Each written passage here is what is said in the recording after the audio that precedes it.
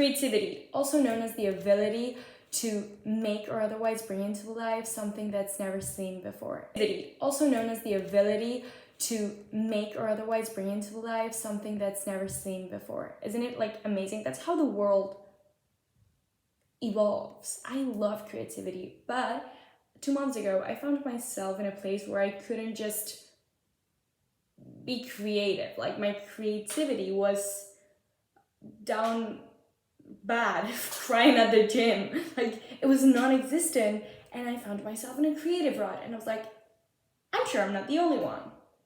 So I started Googling stuff, and I found out about this book. Well, I really found out. You know what they say, like, never judge a book by its cover? I judge books by the cover, and this one's really cute. Well, mine is a bit, well, how would I say it?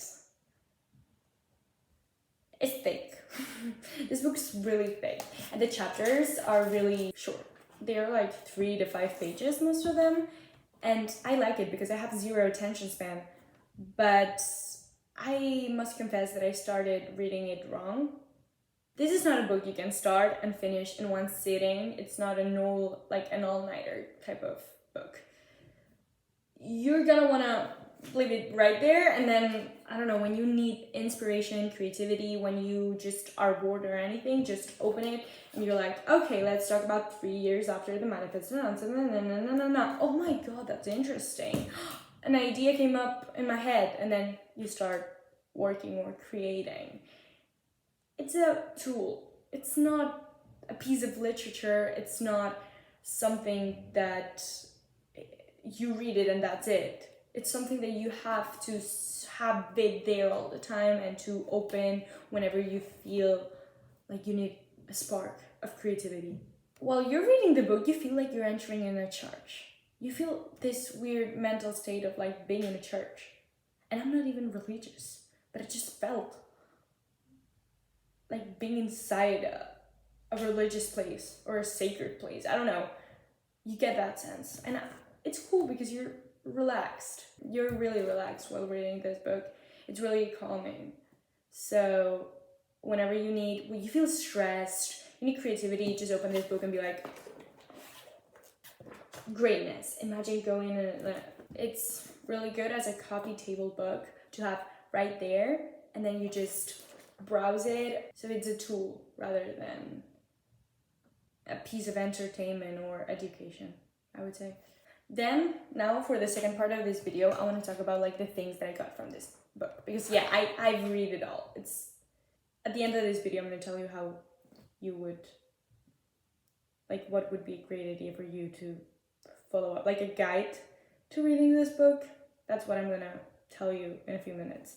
But what stuck with me? First, the idea of having the editor versus the like inner critic inside of you and zooming in and out of an issue. Because even if you're not an artist, it talks a lot about artists. Even if you're not an artist, you're, I don't know, a business owner, someone who works a 9 to 5, I don't care. You're gonna want to read it. You need to have some creativity in your life, because if not, you're a robot.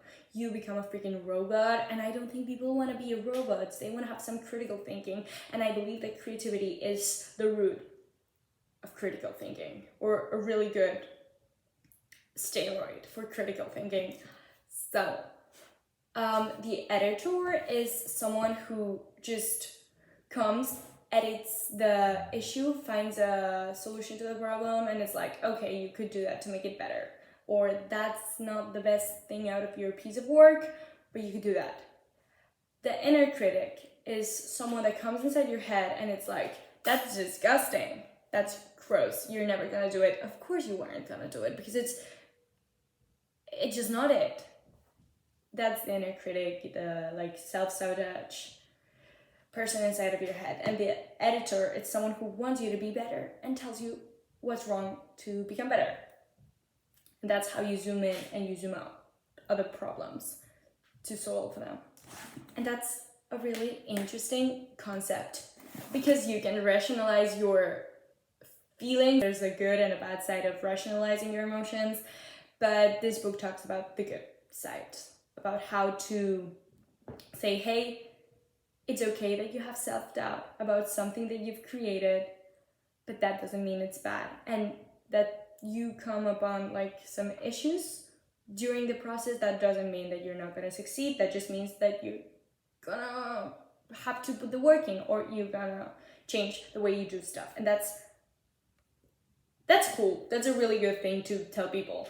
Oh yeah, another thing, like the second thing I loved about this book is that creativity doesn't come. You just gotta like open your eyes for it. The thing is, most people are not creative because they don't have the eyes to be creative. You have to see like he said something really interesting, like a quote. It's basically the art of seeing something special where others see the mundane. It's really like, and the author also talks about like the childlike vision of life where you find enjoyment and like interesting stuff about the most random stuff in the world. And that's how creativity flows. You take something that everyone like sees as normal and you're like, hey, that's interesting, how does it work? And then you link up ideas and then you produce something that has never been known before.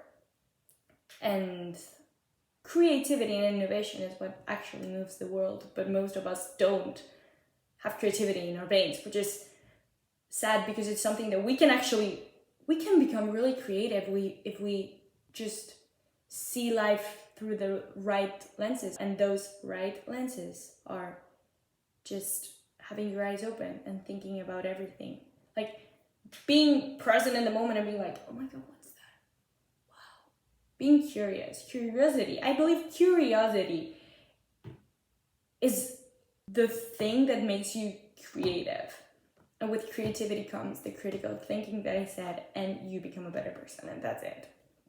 That's on period. The third thing I learned is about the rules you put in art, okay? I'm not talking about the law, for example, but I'm talking about the laws of art. What are they? They're basically limits that you put yourself. Because in art, everything's like very like relative, okay? Depending on the point of view. Like beauty is in the eye of the beholder. The author talks about it like 1,000 times in this book. But it's true. Like rules are assumptions, limitations that you put onto yourself. Why would you do that? Try something different, girl. Maybe you get a better outcome. Maybe you don't. If you don't, that's fine. Now you know what doesn't work. But if it does, like what if it does? What if actually you create another system that works best?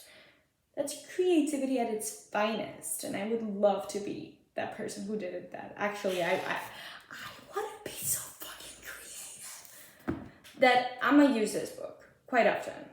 The author also talks about like the rules obeyed unconsciously are far more stronger than the ones you set on purpose, because you're not conscious of them. You feel like they are rules in life, like no, this is what it is and that's it. And maybe it's not. Maybe you could change. Maybe you could make something better if you just flipped the engine around. What will happen? I guess we'll never know. No, I guess we'll know. And if it doesn't work, then we know what doesn't. That's it. Okay, so the fourth thing is the beauty of nature. The author talks about how the harmony of nature is what makes things beautiful and makes us drawn to stuff. And I really want to ask why. Like, why is that? I don't know the answer. Maybe one day I'll make a video about it, but why is that perfect, symmetrical things or the harmony makes us feel more drawn to them? I don't know. It's just like something to like, I'm gonna leave it there, okay? And if you know the answer, please comment or tell me yourself. Like, I need to know the answer. I also want to talk about the end of the book. The end of the book are blank pages. The author, like, he's a music producer. He knows what he says. Like, the end of the book is the universe never explains why. And then he proceeds to leave, like, many blank pages for us to write. I think it's really cool. And that goes with the idea of this book being a coffee table book and you opening up when you need a creative source of inspiration rather than reading it in like 3 days. And I just, no, don't do that, because you won't get the point of the book. And I know it because I tried it. Like at first I started reading the book, and well, as I usually read, like for an hour, and I found myself being like, this is not bringing any creativity into my life. But it turns out that I wasn't being creative because I wasn't reading it the right way. And I think that the author, like, there should be like a disclaimer. Please don't read it in like one sitting. Don't read it fast. Right now, after reading the book, I see the world through different lenses. Like, I see opportunities where I used to see nothing. And that's really cool. Like, now I'm able to enter into a room where I used to think I would be really bored, and now I just seek opportunities. Like, I'm a sucker for opportunities and like new ideas. This book has stopped my creative run completely. Like, right now I'm the most creative person I know. I'm the most creative I've been, not in my life, because when I was younger I was really freaking creative, but I'm getting there, and I will get there. I mean, it's not going to solve your life if you don't put in the effort, but that's a really great tool for you to open your eyes and be more creative and start producing stuff, which is so cool. Like, I don't know about you, but I get this sense of like self-accomplishment every time I produce something. Even if it's, I don't know, a cake. I don't care. Each time I do something, it's just so amazing. I love it. I love creativity, and it's so freaking underrated, and I believe that if everyone was a bit more creative, the world would be a better place. I originally saw this book, well, knew about the existence of this book 2 years ago. I was in New York at the airport, and I was like, okay, I'm gonna purchase a book and I'm gonna read it because I have a long flight. And I went to the little bookstore, I browsed through the bookshelves, and I found this book, and I was like, oh my god, this is so interesting because it's so weird, it stands out. And I got it. Well, no, I didn't get it. Why did I just have it on an airplane. Let's just not buy it. Let's buy something more airporty. And I'm gonna say that not buying this book was one of the best book. It's a coffee table book. Because while doing some research for this video, I came across a video of a guy that basically was talking. Like, I'm gonna link it down below because I don't remember the guy's name. But the video was really good and helpful. Tell me everything. Tell me what you think about it. If you've ever seen it, the cover's amazing. That's on period. And yeah, I hope you enjoyed this video. Subscribe and do everything you need to do. I'm Carpe Diem, baby. And I hope you have a great day and you get more creative, okay? So carpe the fucking diem, babies.